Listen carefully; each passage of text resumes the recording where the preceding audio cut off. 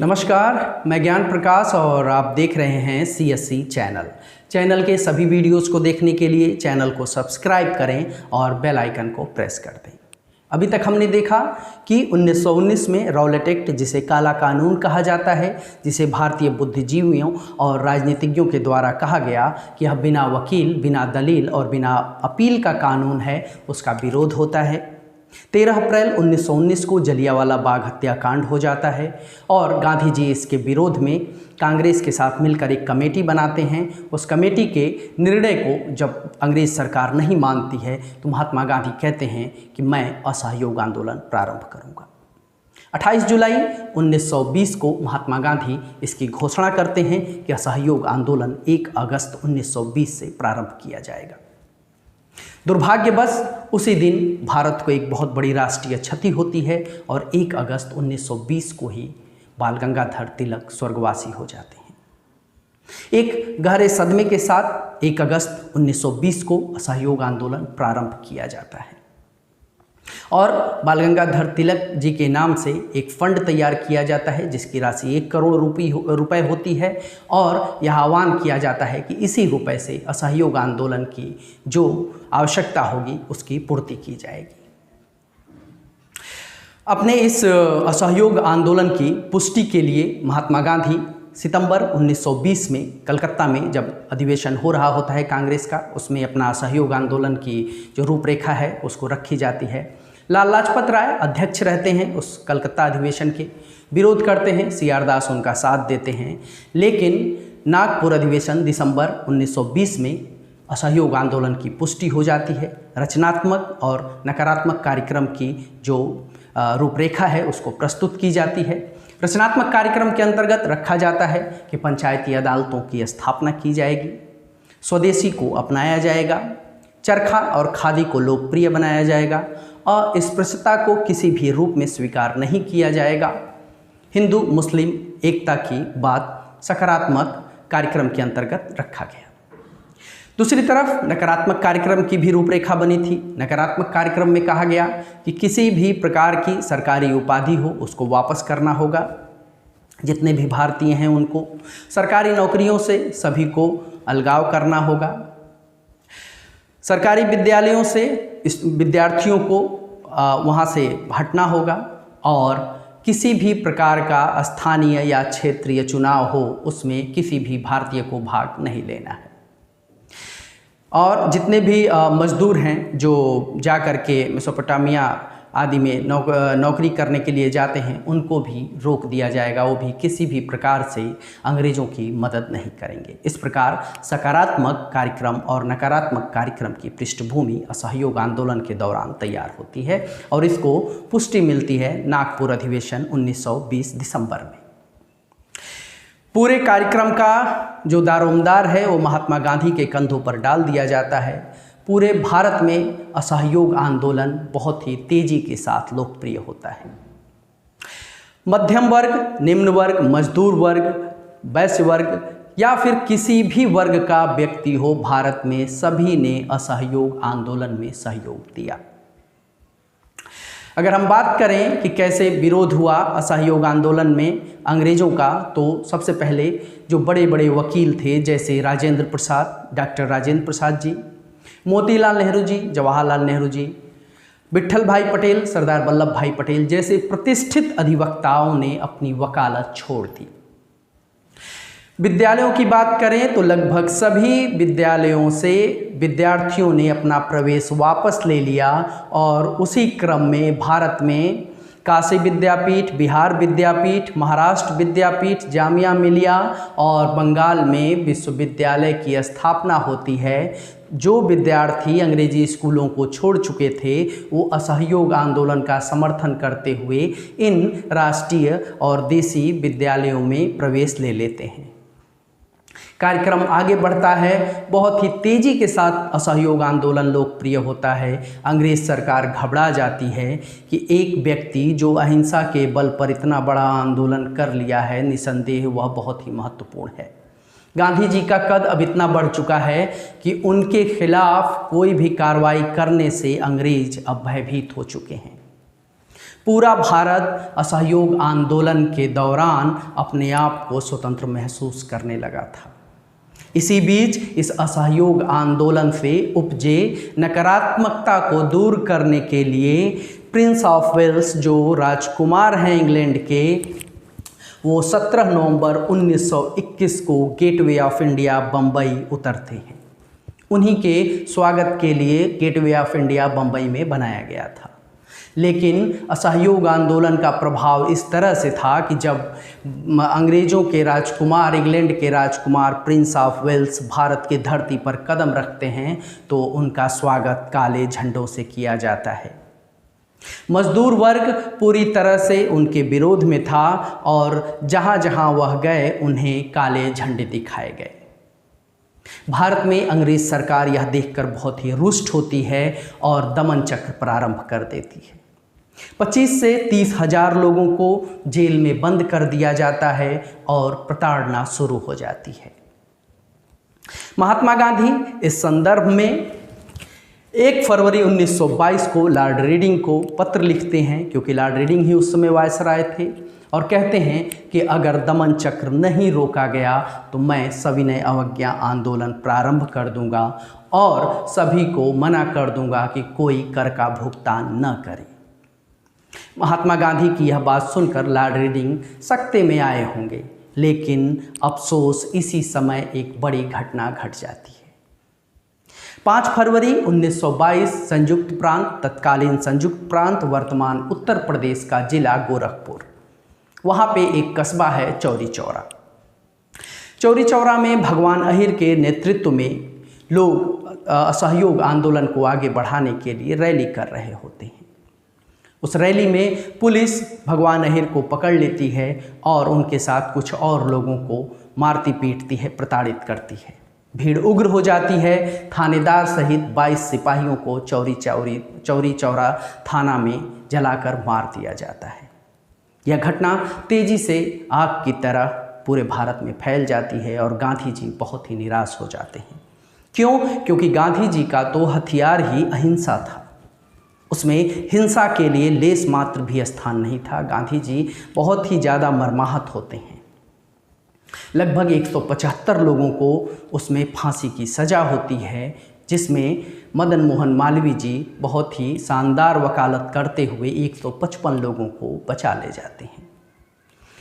मदन मोहन मालवीय की तो काफ़ी प्रशंसा होती है, लेकिन महात्मा गांधी अपना असहयोग आंदोलन वापस ले लेते हैं। पूरा भारत स्तब्ध। असहयोग आंदोलन जो अपने चरम पर था अचानक रुक जाता है। चौरी चौरा की घटना ने पूरे भारत को रोक दिया आगे बढ़ने से, स्वतंत्रता प्राप्त करने से। घटना बहुत छोटी थी, लेकिन उसका प्रभाव पूरे भारत पर पड़ा। 12 फरवरी 1922 को असहयोग स्थगित हो जाता है और बड़े बड़े राजनेता जो अभी तक गांधी जी की हाँ में हाँ मिलाते थे, गांधी जी के विरोध में बोलने लगते हैं। जवाहरलाल नेहरू कहते हैं कि जब मुझे पता चला कि असहयोग आंदोलन स्थगित कर दिया गया है तो मुझे बहुत धक्का लगा। ऐसे समय में जब जनता पूरी तरह से आपके साथ थी और हम आज़ादी के लगभग करीब थे, ऐसा निर्णय लेना आपको बहुत भारी पड़ा। CR दास कहते हैं महात्मा गांधी कोई आंदोलन तो बहुत ऊर्जा के साथ शुरू करते हैं, उसे कुछ दिनों तक बहुत ही शानदार तरीके से चलाते भी हैं, लेकिन अंत तक आते आते वह पथभ्रमित हो जाते हैं और पूरे आंदोलन की रूपरेखा बिगाड़ देते हैं। मोतीलाल नेहरू कहते हैं कि कन्याकुमारी में अगर कोई अपराध करता है तो उसकी सज़ा कश्मीर में किसी को दी जाए, यह उचित नहीं है। सुभाष चंद्र बोस कहते हैं कि ऐसे समय में जब जनता का उत्साह चरम पे था, असहयोग आंदोलन को वापस लेना किसी राष्ट्रीय संकट से कम नहीं है। अंग्रेज सरकार को जब यह बात पता चलती है कि अब गांधी जी के सहयोगी ही गांधी जी की निंदा करने लगे हैं, गांधी जी के इस निर्णय की भर्त्सना करने लगे हैं, तो अंग्रेज सरकारों को मौका मिल जाता है। गांधी जी को 10 मार्च 1922 को गिरफ्तार कर लिया जाता है। जिस महात्मा गांधी को अंग्रेज कुछ बोलने से भी डरती थी, 10 मार्च 1922 को अपने ही लोगों के बयानबाजी के कारण महात्मा गांधी गिरफ्तार कर लिए जाते हैं। न्यायाधीश ब्रूमफील्ड को गांधी जी के इस कार्य के लिए सज़ा देना था। उनके ऊपर असंतोष फैलाने का, दंगा भड़काने का आरोप लगाया जाता है। गांधी जी को 6 वर्ष की सज़ा होती है। ब्रूमफील्ड महोदय न्यायाधीश हैं, वो कहते हैं कि अब तक मैंने जितने भी निर्णय किए हैं उसमें मेरा यह निर्णय बिल्कुल अलग होगा, क्योंकि आपका व्यक्तित्व अब तक के सभी व्यक्तियों से अलग है। आपके विरोधी भी आपके कार्यों की प्रशंसा करते हैं। आप एक अद्वितीय व्यक्ति हैं। मैं अंग्रेज़ सरकार से यह दरख्वास्त करता हूं कि महात्मा गांधी की सज़ा अगर हो सके तो कम कर दी जाए। ऐसा वक्तव्य दिया था ब्रूमफील्ड महोदय ने, जो न्यायाधीश थे और जिन्होंने महात्मा गांधी को सज़ा सुनाई थी। महात्मा गांधी में के पेट का ऑपरेशन होता है अपेंडिक्स का। उनकी हालत थोड़ी ख़राब होती है, इसलिए उनको जो उनकी सज़ा होती है 6 साल की, उससे पहले ही उनको रिहा कर दिया जाता है। और वो दिन होता है 5 फरवरी 1924। 5 फरवरी 1924 को गांधी जी को रिहा कर दिया जाता है। गांधी जी रचनात्मक कार्यों में लग जाते हैं, लेकिन असहयोग आंदोलन सफल रहा या असफल रहा, इस विषय पे चर्चा तो होनी ही चाहिए। महात्मा गांधी हिंदू मुस्लिम एकता की बात करते थे। असहयोग आंदोलन के साथ साथ उन्होंने खिलाफत आंदोलन को भी इस कड़ी में जोड़ना चाहा, क्योंकि उनका मानना था कि दोबारा हिंदू मुस्लिम एकता की ऐसी जो मिसाल है, ऐसा मौका है, वो दोबारा नहीं मिलेगा। यद्यपि कुछ लोग कहते हैं कि वो धार्मिक आंदोलन था और ये राष्ट्रीय आंदोलन है, दोनों को मिलाना उचित नहीं था, लेकिन महात्मा गांधी के दूरदृष्टि को कैसे नकारा जाए। खैर, आंदोलन सफल नहीं रहा, क्योंकि इसकी निंदा भारतीय राजनेताओं ने भी की और आधुनिक इतिहासकारों ने भी कहा। लेकिन जिसका मंत्र ही अहिंसा हो, वो हिंसा को कैसे बर्दाश्त कर सकता है, किसी भी कीमत पर नहीं। असहयोग आंदोलन विफल हो जाता है, लेकिन इसकी सफलता इसी में है कि महात्मा गांधी ने पूरे भारतीय जनमानस को झकझोर दिया कि अब तुम्हें स्वराज लेना होगा। सभी के मन में अब स्वतंत्रता का एक नया बीज रोप दिया गया था। भारतीय जनता अब कसमसाने लगेगी कि उसे स्वतंत्र होना है। असहयोग आंदोलन का इससे बड़ा और लाभ क्या हो सकता है। महात्मा गांधी को इसके लिए बहुत निंदा और बहुत ही अपमान सहन करना पड़ता है, लेकिन उन्होंने पहले ही कहा था कि चाहे मुझे मृत्यु को ही वर्ण क्यों न करना पड़े, मैं हिंसा को किसी भी रूप में बर्दाश्त नहीं करूँगा। अब कुछ हम तथ्य याद कर लेते हैं जो परीक्षा के दृष्टिकोण से महत्वपूर्ण है। कलकत्ता अधिवेशन के कार्यक्रम का प्रस्ताव प्रस्तुत हुआ। कलकत्ता के कांग्रेस अधिवेशन की अध्यक्षता लाला लाजपत राय किए थे। लाला लाजपत राय और CR दास ने इस असहयोग आंदोलन की रूपरेखा का विरोध किया था।